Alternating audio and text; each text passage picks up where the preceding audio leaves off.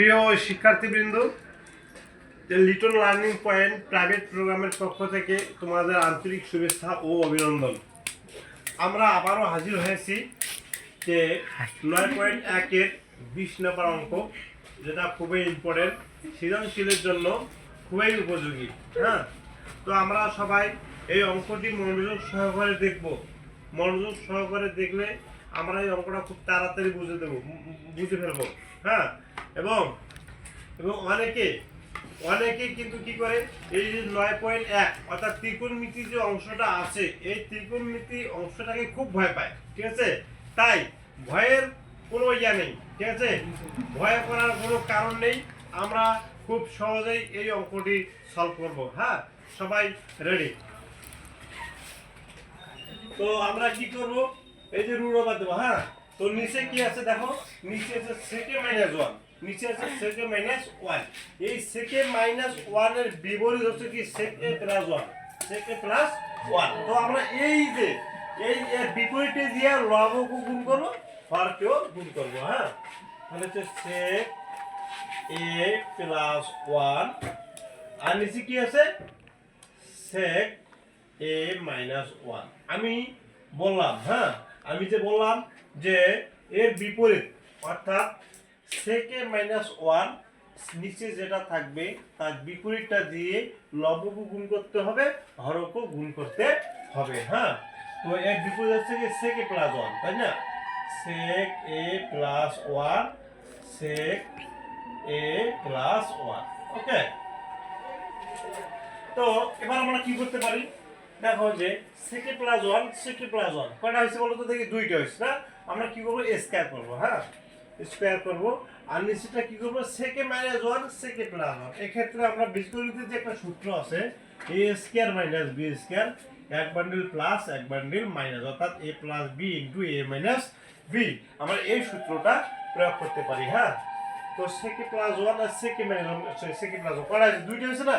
ওই যে আমরা কি করবো, এই যে sec a প্লাস 1 আমরা ওয়াল স্কয়ার করব। হ্যাঁ, ওয়াল স্কয়ার কেমন করা হবে, এর দুইটা আছে যার কারণে আমরা ওয়াল স্কয়ার করতে পারি। হ্যাঁ, তো তারপর কি আছে যে sec a minus 1, sec a plus 1 আমরা কি করতে পারি, sec square a minus 1। Okay, sec square a minus 1। তো এখানে এই পর্যন্ত হলো। তো আমরা উপরেটা ঠিকই রাখি, sec a প্লাস 1 এটা ঠিক রাখলাম। তারপর দেখো sec স্কয়ার a মাইনাস 1 মানে কি, আমরা কি লিখতে পারি, tan square a, tan square a। হ্যাঁ, tan স্কয়ার a।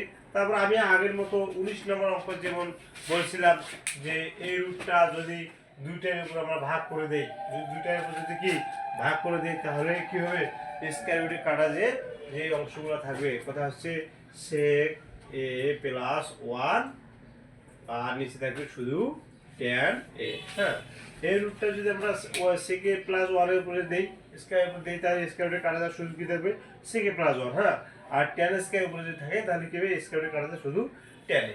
ওকে, তারপর আমরা কি করতে পারি, এই যে tan এটা যে আছে, tan এটা আছে, আমরা sec a আছে না, sec এর নিচে একবার দেব, প্লাস প্লাস ঠিক থাকবে এবং 1 এর নিচে একবার দেব। হ্যাঁ, এই যে sec a divided by tan a, tan a, তারপরে যে প্লাস 1 বাই tan a। হ্যাঁ, 1 বাই tan a।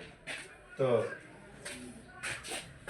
তারপরে কি হবে দেখো, যে sec a সমান আমরা কিন্তু লিখতে পারি উপরে, কিন্তু এইটা প্রধান সড়ক অর্থাৎ মনে করো প্রধান লাইন। হ্যাঁ, sec a সমান আমরা লিখতে পারি 1 by cos a, 1 by cos a। আর এটা আমরা কি করতে পারি, sin a divided by cos a, cos a, এই যে প্লাস।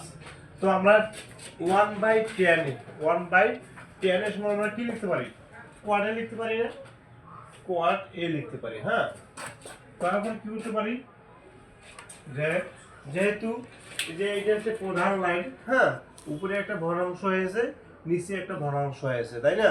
তো উপরে ভগ্নাংশটা ঠিক থাকবে, আমরা যখন কাজ করবো তখন উপরেটা ঠিকই রাখবো, গুণন ভাগটা গুণ হবে, গুণ হয়ে নিচের না ভগ্নাংশটা যে আছে নিচেরটা আছে এইটুকু উল্টে যাবে, হ্যাঁ, উপরেরটা নিচে যাবে আর নিচেরটা উপরে যাবে, হ্যাঁ, সাইন এ আর প্লাস এই যে কোয়ার্টে করে থাকলো, কোয়ার্টেই থাকলো, হ্যাঁ। তো এই যাবো কোয়াসে আর কসে কি হলো কাটা গেল, উপরে নিচে কাটা যায়, কাটা যাওয়ার পর কি থাকে 1/sin a, 1/sin a plus কি cot a, 1/sin a মানে হচ্ছে কি cosec a, 1/sin a মানে কি cosec a, এই কি আছে প্লাস কি cot a, cot a।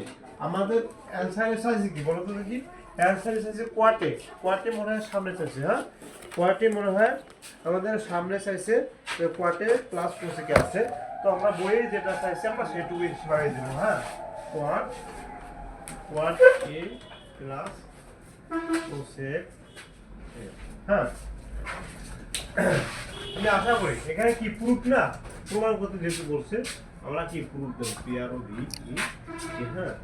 তো প্রিয় শিক্ষার্থী বিন্দু আমি আশা করি এই অঙ্কটি তোমরা ভালোভাবে বুঝতে পেরেছো। এরপরও যদি তোমরা না বুঝতে থাকো আমাকে অবশ্যই কমেন্ট করবা, হ্যাঁ, কমেন্ট করবা আমার, এবং আমার এই চ্যানেলটি বা আমার এই পেজটি কি করবা তোমরা লাইক কমেন্ট এবং বন্ধুদের মাঝে শেয়ার করবে, হ্যাঁ, এবং আমার এই পেজটি অবশ্যই ফলো দিয়ে রাখবে, নতুন নতুন ভিডিও পেতে আমার এই পেজটি অবশ্যই ফলো করে রাখবে, হ্যাঁ।